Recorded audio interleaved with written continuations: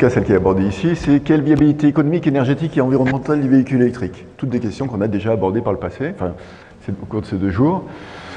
Ce qu'on peut dire, c'est que des fortes inquiétudes se manifestent, avec des publications pratiquement quotidiennes dans tous les journaux qui en parlent, sur le lithium. Ah, ça c'est en 2016, mais il y en a encore aujourd'hui pratiquement tous les jours.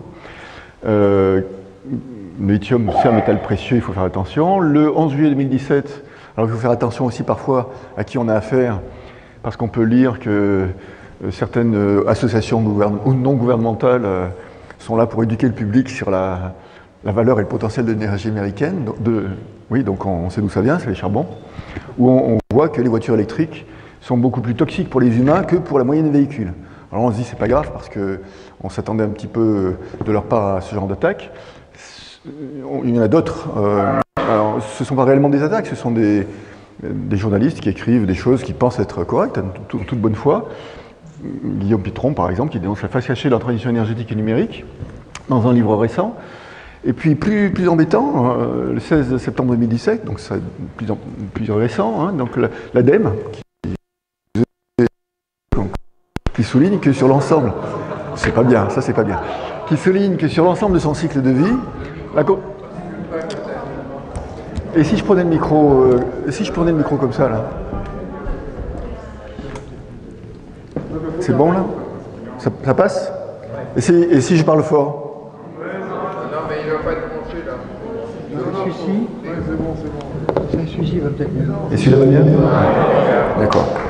Donc l'ADEME, je ne dis pas qu'ils sont considérés en serré, ça fait rire tout le monde, qui souligne que sur l'ensemble de son cycle de vie, la consommation d'un véhicule électrique est globalement proche de celle d'un véhicule diesel. Et ça s'expliquerait par le fait qu'une voiture électrique nécessite 2 fois plus d'énergie pour sa fabrication, la batterie en particulier, qu'un véhicule thermique. Bis repetita le 1er février 2018, un véhicule électrique génère presque autant de carbone qu'un diesel, avec une belle photo pour faire pleurer les gens, et le tour est joué. Est-ce que c'est une réalité? Et si c'est une réalité, il faut le savoir, et en tenir compte, en prendre acte. Est-ce que c'est simplement un coup de buzz de groupes de pression qui dramatisent les débats pour mieux vendre leurs intérêts commerciaux ou idéologiques? Est-ce que c'est une presse à sensation qui joue sur les peurs pour vendre du papier, ce qui revient un petit peu à la même chose que le truc précédent? Comment est-ce qu'on peut distinguer le vrai du faux? Comment instruire sereinement le débat nécessaire et légitime, le débat contradictoire nécessaire et légitime, afin que chacun puisse se forger sa propre opinion sur des bases, si possible, le plus rationnelles possible. Et surtout, avec quelle grille de lecture? Alors je vais donc donner notre grille de lecture, qui n'est pas nécessairement la vôtre, qui est en tout cas pas celle de certains, mais voilà nos missions dans le cadre de la transition énergétique au CEA. La première mission, c'est de contribuer à la réduction des émissions de gaz à effet de serre. La deuxième, c'est améliorer l'indépendance énergétique nationale en contribuant à limiter la consommation des énergies fossiles. La troisième, contribuer à la limitation dans l'empreinte matériaux. Et le quatrième, contribuer au développement de l'industrie nationale. Alors il y en a qui diront, les mauvaises langues bien sûr, c'est pas du tout vrai, notre but c'est de trouver de l'argent, mais je n'insisterai pas là-dessus. C'est pas des... Donc l'Europe n'a en principe pas d'autre mission que celle-là, il suffit de remplacer le mot national par européen, et on retombe sur les objectifs supposés de l'Europe. Donc c'est assez clair. Avec cette grille de lecture-là, qui n'est pas nécessairement celle du client final, qui se dit « moi je veux acheter une Tesla parce que je peux faire vroom vroom avec », on voit bien qu'on peut essayer de discerner la direction dans laquelle on veut travailler et essayer surtout de définir quel est le moins mauvais compromis pour essayer de respecter ces quatre missions. Donc on va parler de la viabilité économique, puisque c'est le titre du truc, économique, énergétique et environnementale. Je vais passer plus ou moins vite sur chacun des thèmes, parce qu'on les a déjà longuement abordés. Donc je vais essayer de balayer ces trois options. Donc économique. On disait tout à l'heure, il y a eu, autour de la table ronde, il y a eu énormément de tentatives depuis plus de 50 ans pour promouvoir le développement du véhicule électrique. On se souvient des AX, des 106, des Saxo, des Berlingo, qui ont été commercialisés par PSA et par Citroën en 1995, et dont la commercialisation a été arrêtée en 2002. Ces véhicules embarquaient des batteries de 12 kWh au nickel-cadmium, qui permettaient d'avoir une autonomie en mode tout électrique, bien sûr, de l'ordre de 80 km. Ils ont fait aussi des scooters électriques, les Scootelec, pareil, commercialisés en 1996, arrêtés en 2006. Ford a subi la même déconvenue. Ford a commercialisé un concept et ils ont décidé de se retirer en 2002. Donc toutes les initiatives qui ont été prises dans ces années-là pour commercialiser des véhicules électriques se sont soldées par des échecs. Et ces initiatives étaient très courageuses parce qu'elles consistaient en un investissement de 600 millions de francs à l'époque. Et Ford s'est dit à l'époque, plus jamais ça. Donc, pourquoi elles se sont soldées par des échecs? Eh bien, simplement parce que la technologie des batteries n'était pas prête à l'époque. L'autonomie était limitée et les véhicules étaient trop chers. Qu'est-ce qui a changé? Alors, on l'a largement dit. La première chose, c'est que la densité d'énergie des accumulateurs au lithium a considérablement cru depuis leur première commercialisation en début 91 jusqu'à aujourd'hui. Elle a cru de 80 Wh par kilo à 280 Wh par kilo.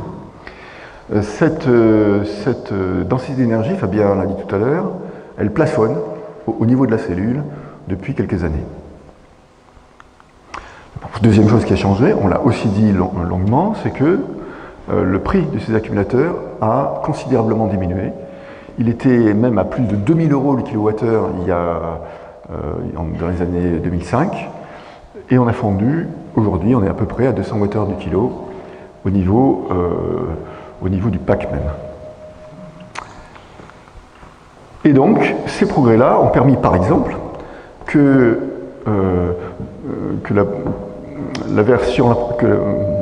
des améliorations entre les versions successives. Il y a des Versen. Des améliorations entre les versions successives de la Zoé, puisque la première version de la Renault Zoé embarquait un pack de 23 kWh qui pesait 300 kg à peu près et qui avait une densité d'énergie globale de 85 Wh par kilo. La deuxième version de la Zoé embarque non plus 23 kWh mais 40 kWh, pratiquement le double, et le poids n'a que très peu évolué. Mais ce progrès-là a été essentiellement lié aux progrès qui ont été réalisés non pas sur les cellules d'accumulateurs, mais sur le packaging global. Par contre, l'autonomie a considérablement augmenté grâce à l'augmentation de l'énergie embarquée. Donc, ce qu'on peut conclure à ce stade, c'est que le marché décolle, là aussi on l'a largement dit, parce qu'une solution technique, contrairement à la situation de nickel-cadmium il y a quelques années, aujourd'hui la solution technique, elle est disponible, et elle paraît désormais répondre à un besoin réel de faction économiquement rentable. Aujourd'hui, c'est encore sur des produits premium et subventionnés, demain ce sera très probablement sur des produits qui ne seront plus subventionnés. On va encore poursuivre l'augmentation de la production, et ça devrait encore générer de nouvelles économies d'échelle, mais relativement réduites, ce qui permettra d'acheter des véhicules sans subvention. Le premier à avoir osé se lancer dans cette course-là, sur les véhicules électrifiés, ça a été Elon Musk, qui s'est allié à Panasonic, donc japonais, pour fabriquer la Gigafactory dans le Nevada, aux États-Unis. Alors c'est quoi la Gigafactory? À quoi elle ressemble? Encore une fois, c'est pour embarquer des batteries assez considérables, 75-100 kWh d'énergie embarquée, dans un véhicule Tesla, et c'est la deuxième plus grande usine du monde par sa taille. Voilà l'accumulateur élémentaire, la cellule, il y en a 6700 dans une voiture Tesla. L'investissement initial, c'est de 5 milliards €, c'est un co-investissement Panasonic. L'objectif, c'est de fabriquer, d'ici quelques mois, quelques années, 35 gigawattheures de batteries par an, qui correspond à peu près à 500 000 véhicules. Il faut savoir qu'une seule Gigafactory Tesla, Panasonic en fait, produira à elle seule plus de batteries au lithium que la totalité du marché des accumulateurs au lithium en 2013. En 2013, l'accumulateur au lithium n'était utilisé, j'ai pas mis la diapo pour gagner du temps, elle n'était utilisée que pour alimenter les objets portables, ordinateurs portables, téléphones mobiles, etc. Et la capacité totale produite en 2013 par an, c'était 35 gigawattheures. Une seule usine, autant que la production mondiale d'accumulateurs au lithium. Les leaders coréens, chinois, japonais détiennent le marché à plus que 95%. Panasonic, CATL en Chine, Samsung en Corée, LG en Corée, BYD en Chine. Donc le marché décolle, il décolle très fort, et vous vous souvenez, 35 gigawattheures, la totalité de la production en 2013, on est là. Aujourd'hui, on est là. Demain, les prédictions prévoient qu'en 2030, on aura multiplié par 45 la production entre 2013 et 2030. Ça veut dire 45 gigafactories. Au-delà de 2030, qu'est-ce qu'on peut espérer? Le marché mondial des véhicules particuliers, c'est de l'ordre de 1 milliard de véhicules, il y en a un peu plus, 1,2 milliard. On ne compte pas les véhicules utilitaires légers, on ne compte pas les bus. Hein. Supposons qu'on embarque, comme on l'a suggéré tout à l'heure, 50 à 60 kWh de batterie pour une Zoé, et qu'il n'y a que des Zoé dans le monde, ça veut dire 50 TWh d'énergie embarquée. Ça veut dire 100 gigafactories qui sont capables chacune de produire 50 gigawattheures par an pendant 10 ans. D'accord? Voilà. Donc tout le monde y va. Tout le monde. Les gigafactories, de fait, poussent partout dans le monde. Presque partout. Et si on fait... Ah, on ne voit pas bien les pays, là. Voilà. Bon. Bon, tant pis. Ça, à droite, c'est l'Europe. On ne voit pas du tout. C'est l'Europe, et en fait, il y en a, en gros, ce truc-là, il y en a partout sauf en France. C'est ça que ça voulait montrer. Il y en a en Hongrie, en Chine, non, en Chine, c'est ça en Chine. La production en Chine en 2016, c'est ça, et en 2020, ce sera ça. Et chaque petite machin-là, c'est... je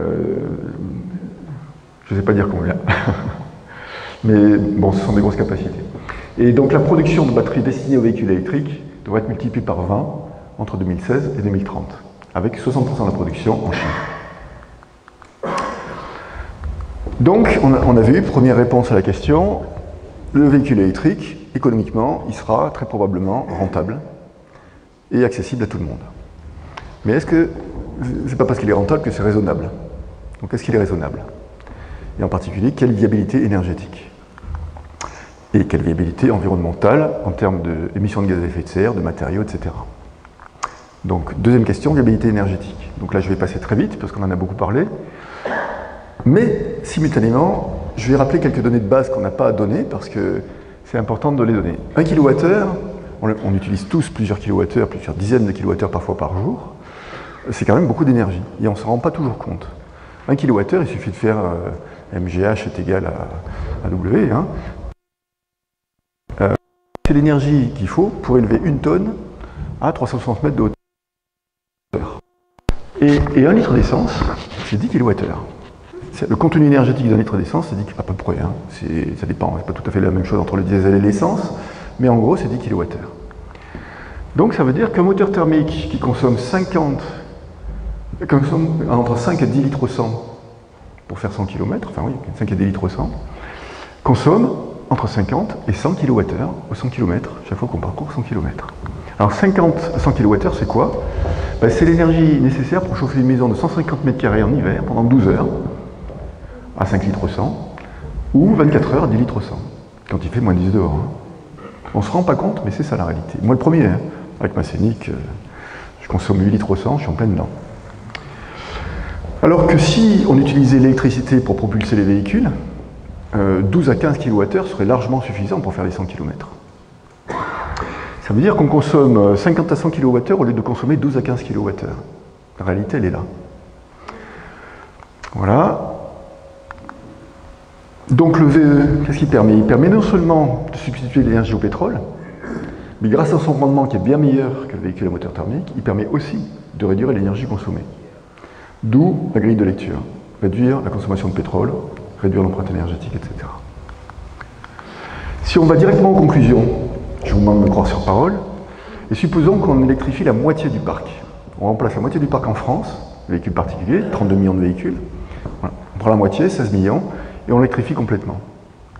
Ça permettrait de réduire d'environ 11 mégaTEP les importations de pétrole, soit 15% de la consommation totale en énergie fossile, qui est de 73 mégaTEP. De réduire d'environ 8-9 mégaTEP la consommation totale d'énergie finale de la France. De réduire la facture pétrolière de 4,5 milliards d'euros. 4,5 milliards d'euros, hein, c'est une centrale nucléaire. 50 $ le baril, on est à 80. De surcroît, de disposer d'un système de stockage tampon d'énergie qui permettrait d'amplifier les bénéfices précédents en rendant de nouveaux services, on en a aussi beaucoup parlé, fourniture d'énergie du réseau aux heures de pointe, absorption d'énergie ENR. Et c'est encore plus vrai en France qu'ailleurs, parce qu'on dispose d'une production d'électricité qui est largement décarbonée. Est-ce qu'elles sont encore recevables dans les autres pays qui produisent de l'électricité avec du gaz, du charbon et du pétrole? Je repasse la courbe qui a été passée 2 ou 3 fois sur le CO2, parce qu'elle est importante, et parce que, vous vous souvenez de l'introduction où beaucoup de gens disaient le véhicule électrique c'est pas propre, et ben on a ici les émissions de CO2 d'un véhicule à moteur thermique, et en comparaison, les émissions de CO2 des véhicules électriques pour différents mix énergétiques. Et on voit que la Pologne, ici, n'est pas très bien placée, alors que la France, ici, permet de consommer, pour un véhicule électrique, 80%, permet d'émettre 80% en moins de CO2 qu'un véhicule à moteur thermique. À quoi il joue? Ben, parfois on se demande.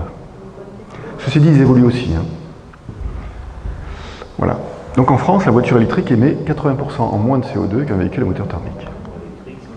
Alors les matériaux. On va voir que les 3 critères, hein, environnement, énergie, matériaux, sont étroitement liés. Et que donc il va falloir ajuster les conclusions au fil de l'eau. Alors la crise